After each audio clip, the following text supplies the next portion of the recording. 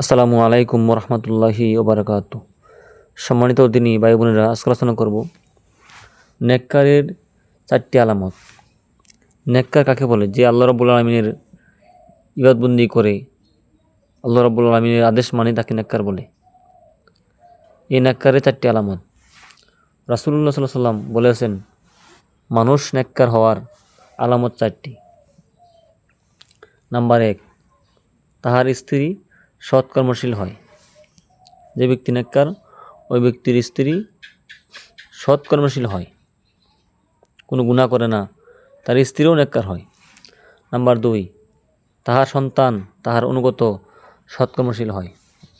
সুবহানাল্লাহ, তাহার ছেলে সন্তান তার অনুগত হয় এবং সৎকর্মশীল নেককার হয়।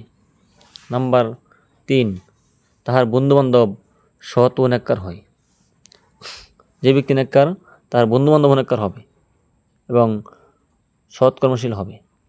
কেননা নেককার ব্যক্তি কখনো অসৎ মানুষকে বন্ধু বানাবে না, এজন্যই তার বন্ধুবান্ধব নেককার হয়। নাম্বার 4, তাহার রিজিকের ব্যবস্থা, রুজির ব্যবস্থা সেই এলাকাতে হয়। তার জন্মস্থান যেখানে, সেখানেই তার রুজির ব্যবস্থা হয়, রিজিকের ব্যবস্থা হয়। এজন্য প্রিয় ভাই বোন, আমরা প্রত্যেকেই নেককার হব, নেককারের কাজ করব। আল্লাহ রাব্বুল আলামিন আমাদেরকে তাহলে এই 4টি গুণ দান করবেন।